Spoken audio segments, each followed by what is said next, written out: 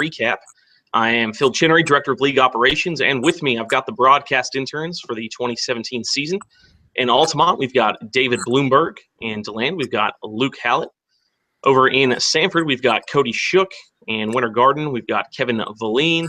And in Winter Park, we have the notorious Casey Wright joining in. So we're going to recap the games played from June 12th through June 18th this week.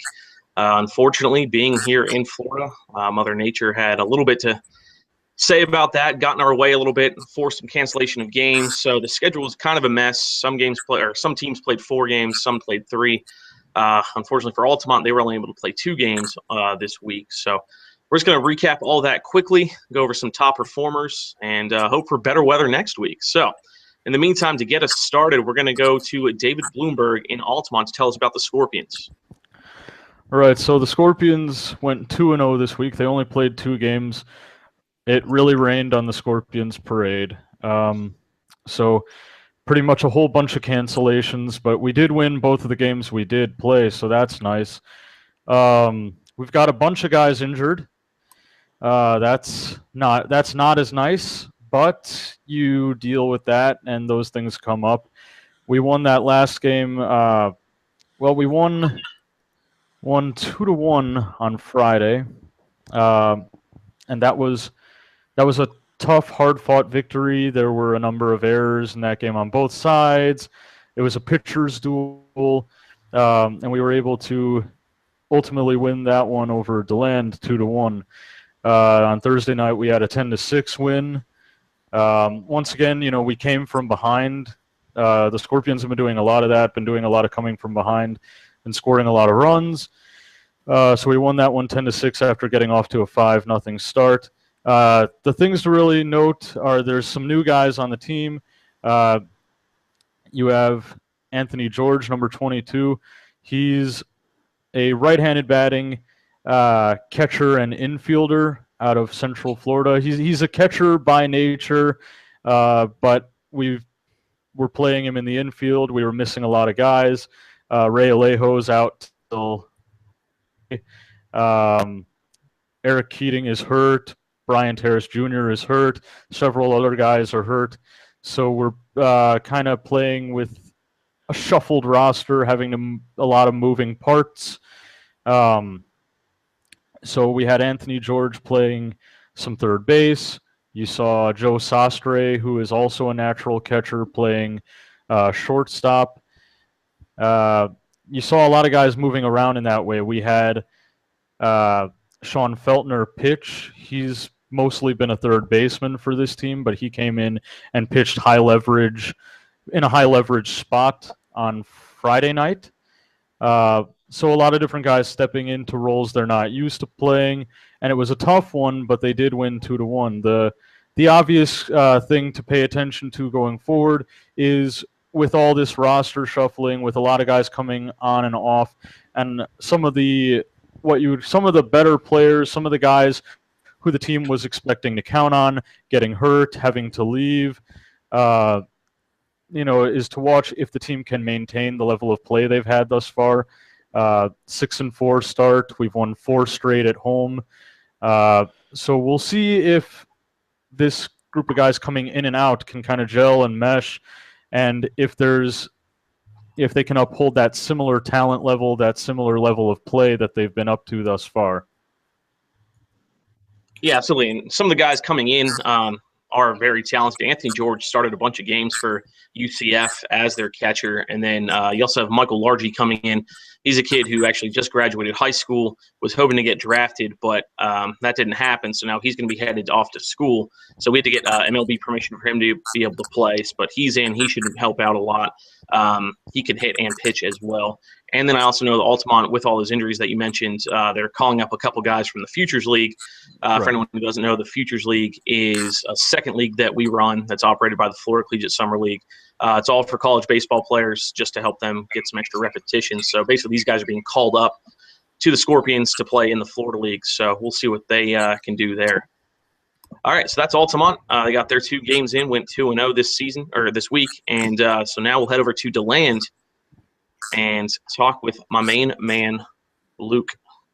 So the Suns, as you said, they've played 4 games this week. One of the teams that played the most games. Unfortunately, the Suns dropped all of them. They've unfortunately. As it goes, I think the Suns team is still pretty talented pitching-wise, especially. Their relief pitchers are pretty solid. Ryan Gerard hasn't given up a hit or a walk. He hasn't allowed a base runner of his whole season. DeAndre Knight's only allowed 1 hit in about 4 innings thrown. He's been excellent. Hitting for a team, they're hitting 199, so not exactly ideal, but they got some talented hitters. Jay Hayes is really turning it around, and Jordan Morrow actually had a great week. He had a triple. He was 5 for 11, 2 multi-hit games. He did real well. The Stetson sophomore, I think, is really turning a corner. He plays third base for DeLand. The Suns recently got Trey Vickery. I might have talked a bit about him last week. He's a left-handed pitcher, mostly doing relief from Florida Gulf Coast. He's appeared twice already, but as soon as he gets really the feel for it, I'm sure he's going to be excellent out of the pen. He might start a game or two also. But as David mentioned, we did play the Scorpions twice.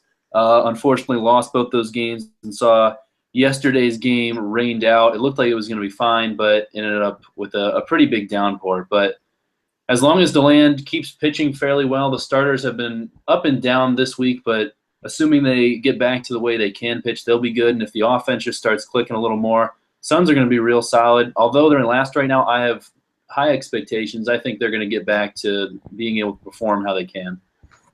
Yeah, definitely. We saw that.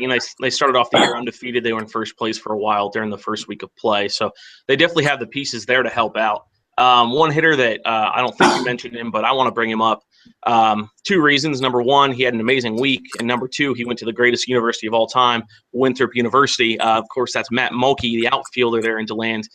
He was 9 for 19 this week in 4 games played for a 474 average, 4 runs scored. So he also had 3 multi-hit games over that span. So for a team that's not hitting that well, it was nice to see Mulkey get 9 hits in 4 games, and you mentioned Jordan Morrow with 5 hits as well. So the pieces are there, it's just not coming together, but hopefully Rick Hall helped them turn it around up into DeLand. All right, so next we're going to go to Sanford and talk with Cody Shook. Cody, go ahead. So it was a great week for the Sanford River Rats. They played 3 games and 4-game winning streak, so that's big for them. And the biggest thing is coming out of the one game that they played on the road, they finally got their first road win as they're 6-0 at home, and they finally got that road win. So that was big. And head coach Kevin Davidson is extremely happy with the way his bullpen is. He says it's the deepest bullpen he's ever had in the Florida League. So he's really excited about that. Rodney Tenney and Richie Rivera are basically leading the league in batting average for this past week, with Richie Rivera he's had a 571 batting average this week, and then Rodney Tenney batting 462 this week. A lot of guys producing, a lot of guys coming up, stepping up, doing what they need to do. One of the major things looking forward, though, is Francis Villening. He is gone. He will no longer be playing with the team. And against DeLand, he had a bases-loaded triple off the center field wall.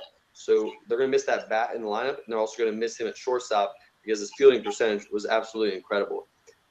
Another one big thing for the River Rats this week was their promotion that we just had, the Orlando Magic night, the Father's Day night.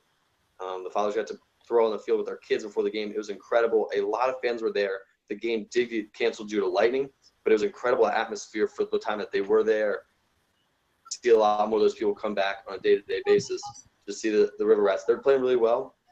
And one of the things I asked head coach Kevin Davidson, one game they were winning, I think 10-4 in the 8th inning, and he gave his guys the green light to steal. And I asked him why he did that, and he said, we are trying to make sure our players look very good on paper and they're getting the experience that they need in game. So 10-4 or 5-4, get that steal and show the scouts that you can steal that base. So head coach Kevin Davidson is very excited with what he's got right now. Where the River Rats are 7-3 and they're first place, so they're looking pretty good.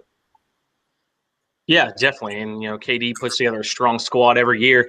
You mentioned Villamon, or the younger Villamon Francis is leaving, but you guys are bringing in a couple big bats. Zach Dewart was activated on Saturday. He was going to play, but obviously you guys got lightninged out of that game. But Zach Dewart was an all-star last year and was named one of the top 20 prospects in the Florida League. So he'll be a big upgrade for the Rats. And then also John Jones, a catcher from the University of South Carolina. He's from here in Central Florida. He's going to come back and play. He last played 2 years ago for the Winter Park Diamond Dogs back in 2015. So he's coming back as well, and he'll be suiting up soon. So an already very powerful Sanford offense is only going to get stronger here. And then I also just want to mention Dylan Thompson, starting pitcher from Arkansas, had a really nice outing. He had 7 strikeouts in 4 innings for the Rats earlier in the week. So Sanford staying strong, sitting in first place right now with a couple big wins over Winter Garden. And speaking of Winter Garden, we are going to go that way now and talk with Kevin Valine. So Winter Garden had a bit of an up and down week. They started it with 2 straight wins. They were on a 3-game winning streak. The first game of the week they played was against the Diamond Dogs at home.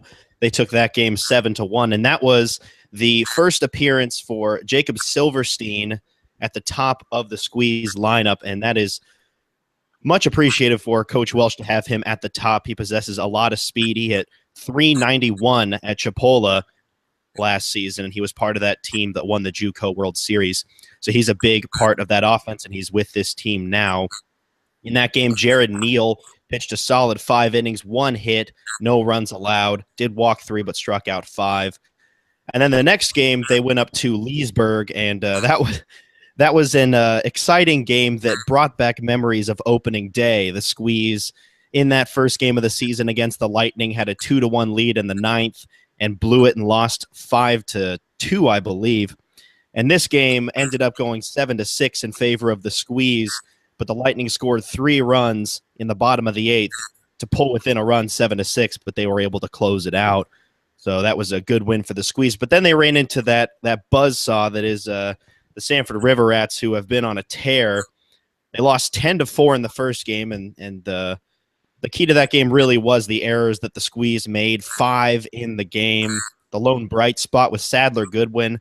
3 for 4, was a triple shy of the cycle in that game, but it was a rough one up in Sanford. And then finally, the last game that we played was at home against the Rats, lost at 4-3. An exciting game, went 10 innings. Rats pushed across 2 runs in the 10th. And then the Squeeze pushed across a run in the bottom half with the bases loaded, nobody out, strikeout, double play to end that one. So a heartbreaker, but could have gone either way. They could have gone 3-1 on the week, but instead they go 2-2. They sit at 5-5, so middle of the pack. And with guys like Jacob Silverstein in the lineup now, Drew Frederick is back in the lineup, and Tyler Halstead heating up, this team is looking much better, especially offensively. They've raised that team batting average about 20 points from last week, so they're in much better shape offensively. Yeah, even with them raising it up, they're still only hitting .210 on the season, but you already touched on it. Silverstein's a huge addition for them. He was an all-star last year as a member of the Winter Park Diamond Dogs. He had 4 steals in his first game played, fresh off that JUCO World Series title. Kyle Corbin has been swinging it very well as well for the Squeeze there. I know he had a home run earlier in the week as well. So, big things are happening there, and I'm excited for Sadler Goodwin. We've all seen what he can do with the stick.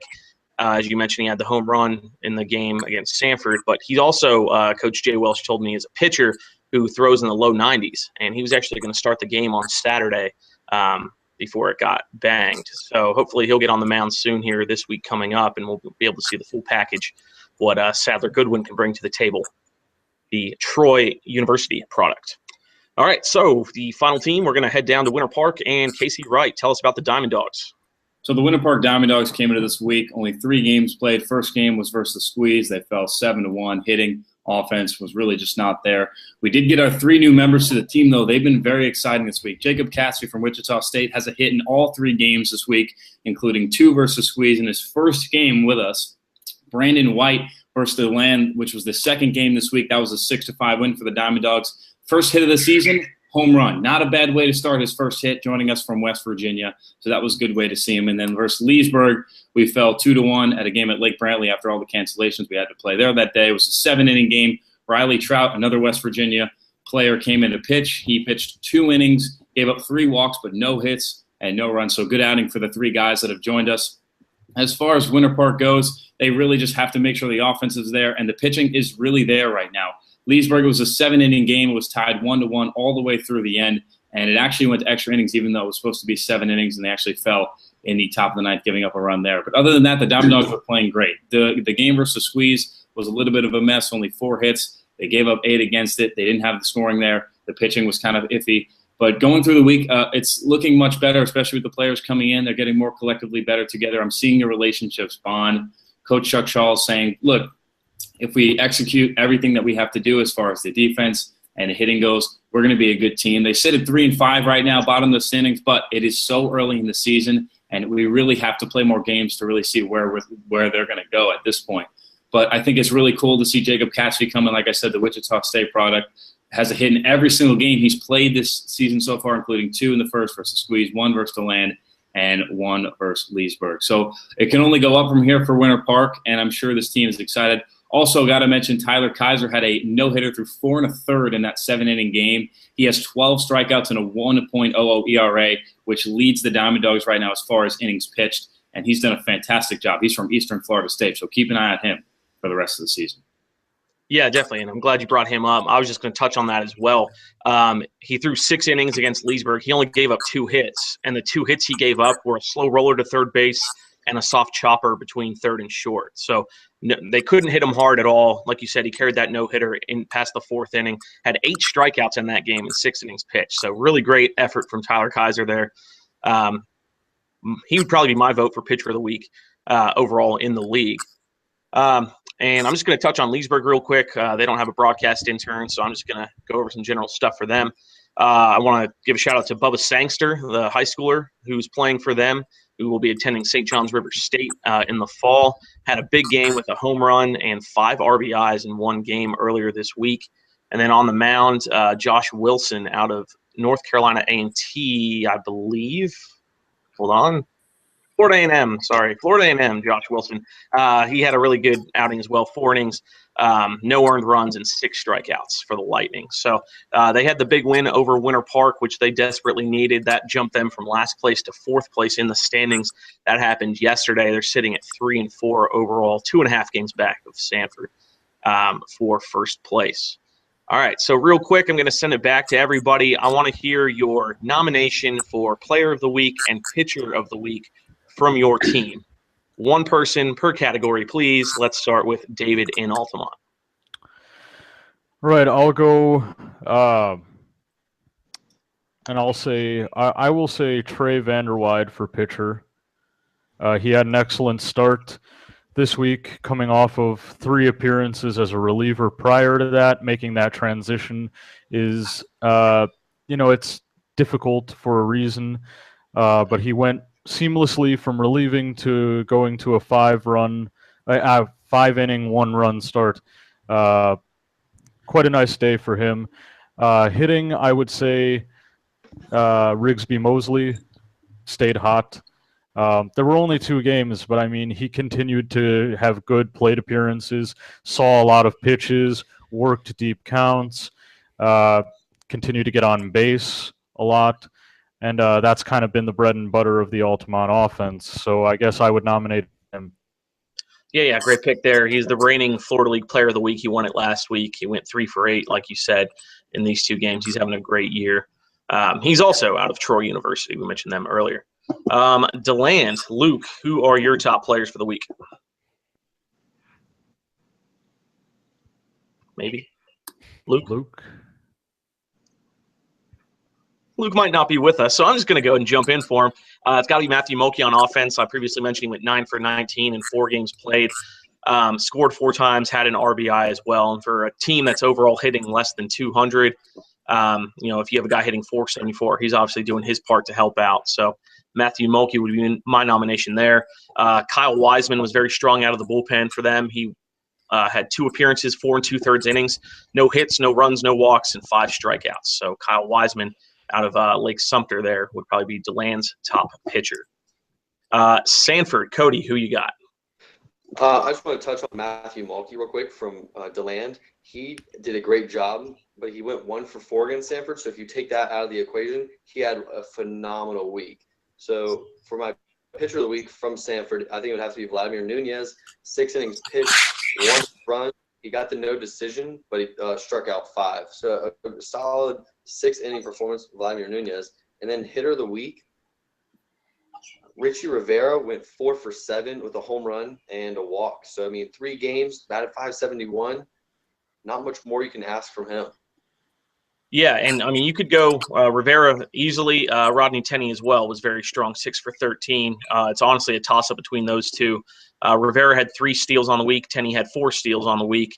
But Rivera did have a home run and a double in the same game out of the 9-hole as well. So great week there from Richie Rivera. Winter Garden, Kevin, who do you got? For my hitter of the week, it's got to be Sadler Goodwin, hitting .375 with 5 RBIs and a home run. Of course, the game in Sanford, triple away from the cycle, but he's so important to the offense. You have guys at the top in Silverstein and Corbin getting on base, and Sadler Goodwin's the guy driving him in, leads the team with 9 RBIs. And the fact that he can play all over the diamond, all over the infield, as well as pitch, he's very important to this team. For pitcher, I'm going with Jared Neal. 1 start this week, 5 innings, 1 hit, 3 walks, and 5 strikeouts. He got the win in that 7-1 game where they played Winter Park. So I'm going to go with Jared Neal for my pitcher of the week. That'll work. The reigning Florida League Cy Young Award winner from last year. He's having a great season so far in 2017. Casey, for Winter Park, who are your picks? As far as offensive player goes, you already talked about him, the man from Wichita State himself, Jacob Catsby, on a 3-game hitting streak so far. Just joined us, only 11 at-bats, 2 RBIs, 2 runs, so he's produced 4 runs in only the 11 at-bats he's been given so far. So he's my offensive guy. And defensive guy, Phil, you already know who that's going to be. Tyler Kaiser, 3 games so far, 9 innings. He's only given up 3 hits, 2 runs, 1 of which has been earned. He's only walked 4, but he's struck out 12. And even though he doesn't have a win, the 1.00 ERA so far is going to show what he's going to do this year. Yeah, absolutely. He's having a great year. I know pitching coach Jim Newland for the Diamond Dogs, he was very high on Kaiser coming into the season. He thinks he's going to be the ace for Eastern Florida State next season. So he's showing some pretty solid stuff, has a good fastball, really nice breaking ball as well. He's had a great season to start. For Leesburg, just on behalf of them, I would probably nominate Bubba Sangster. He only hit .250 this week, but he only played in 2 games. But 5 RBIs in 2 games is pretty solid. And then as their pitcher, Josh Wilson, 4 innings, 6 Ks, like I said, no earned runs. So a lot of great performances out there. What I like seeing league-wide, a lot of guys are hitting their stride, basically. That first week's kind of tough. You know, you haven't played in a few weeks for some guys. But now that everyone's back into it, they're getting their swings, they're getting their BP in before every game. Everyone's getting more loose. They're feeling good. They're back in full baseball mode. So there's some really great baseball being played. And, of course, that continues this week. Starting tomorrow, Monday the 19th, we've got 3 games on deck. We've got Winter Park traveling to Sanford. Winter Garden travels to Altamont Springs. And the Lightning will head to Conrad Park in DeLand on Monday. And on Tuesday, all 3 of those games are going to flip-flop. So we got Sanford at Winter Park, Altamont at Winter Garden, and DeLand at Leesburg on Tuesday the 20th. Of course, you can find all this information and more at FloridaLeague.com or follow us on social media at Florida League. Spell it all out there. That's about it for this show. So we hope you guys enjoyed watching. On behalf of David, Luke, non-existent Leesburg, Cody, Kevin, and Casey, I am Phil Chinnery with the Florida League, and that is our show for this week. We'll see you next Sunday. Happy Father's Day.